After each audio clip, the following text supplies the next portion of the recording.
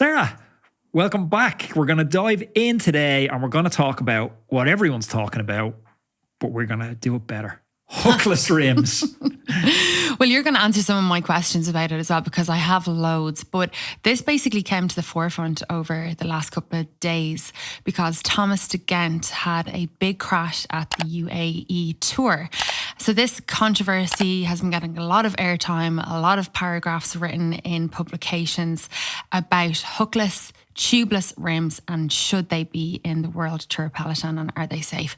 So Vittoria Tyres, they are the creators of this system. They officially blame a rock, that Thomas de Gendt hit a rock. So they think it's the rock's fault that this happened and it's not the hookless rims. They basically say that that's what happened. And the Italian brand basically says that, yes, they're going to have a look into it, but it was something to do with impact that causes this accident to happen. Zip, who are the manufacturers of the wheels, they came out with a statement and they said that obviously they take the performance and safety of its products very seriously and they're going to be doing a full review.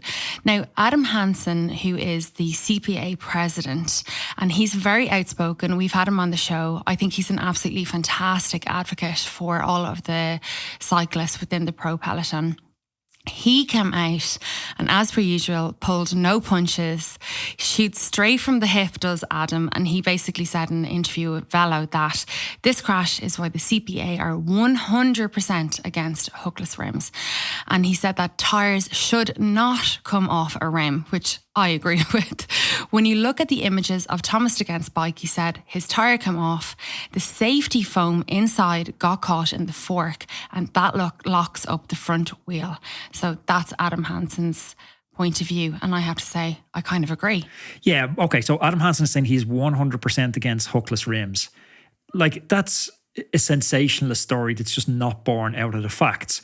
Did he hit a rock? Maybe. The chances he hit a rock are definitely chances that are greater than zero. Well, Thomas de Gendt actually did come out on his social media and he just put something on a tweet saying, what did I hit? Or what did I just hit? Or something like that. So he obviously felt like he hit something. Very plausible that he did hit something. So, maybe he did hit something. And then if he did hit something, that maybe explains the tire coming off. The hookless rim, maybe it's a different debate. Maybe it's a connected debate. It's definitely brought it more into focus. The wheels he was using, and Ronan McLaughlin on Escape Podcast, who Sarah was away with last week, he geeked out on this debate to a level that just... Only Ronan can. Yeah, I can't do that level of geekism. But the wheels he was using was a Zip 353 NSW and a 28mm Vittoria Corsa Pro. The team have said as much with that. Now, the ISO standards on tyre compatibility mean that he shouldn't have been using a tyre any narrower than a 29mm. So he was using a 28, he should have been using a 29, and that's because the hookless tyre on the rims has a 25mm internal rim. So that's on the team. He used the wrong tyre with the rim. So I don't think that's on. Adam Hansen can't say we're 100% against hookless tyres. The team have set them up wrong. The team need to hold their hands up and say, if it indeed wasn't the rock, that the responsibility falls on them. Now, where I do have a big problem with the hookless system at the moment is there's a max pressure per square inch on hookless of 73 PSI.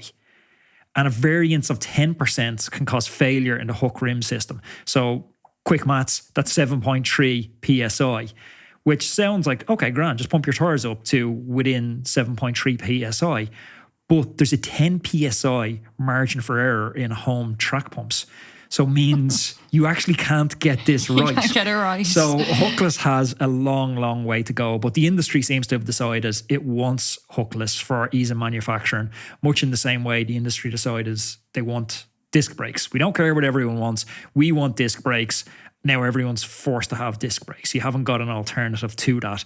I don't think we're going to have an alternative to hookless systems. It's coming hard, it's coming fast. This is the worst it's ever going to be. It's going to get better and better. So yeah, I think for better or worse, it's here. And if we take like 100 steps back and I ask a stupid question, what is hookless? I mean, hookless is what I'm riding on my bike at the moment, right? No, you're not riding a hookless system. So it's if you think about the wall of your wheel, it's the internal bit of your wall where the tire hooks around. It's the lip, exactly. The lip. It's the lip. So the lip is quite hard to manufacture. So this is an ease of manufacturing. There is apparently some performance, roll and resistance gains to it as well, but how it's an ease of manufacture. How does the tire stay on the wheel? Because I remember you telling me stories about years ago before Hooked that you were like gluing them on and things like that. Obviously, it's not that. We're not going back to that kind of system. No, it's a totally different system. It's a totally different system. That's tubeless back in the day, which were brilliant as well. But look, they developed a tire, they developed a rim technology where it stays on. The engineering of it, I don't particularly know how they've engineered it, but it doesn't need to be hooked under like previous editions, because that's apparently logistically very difficult to do in manufacturing, because you need to, make that cavity and then somehow indent it. So I talked to a wheel manufacturer about it, and he said it's just much, much easier to make hookless rims. So they're here. They're coming. If you like this video and you want to hear more from myself and Sarah, click up here, and don't forget to subscribe to the channel. That's over here.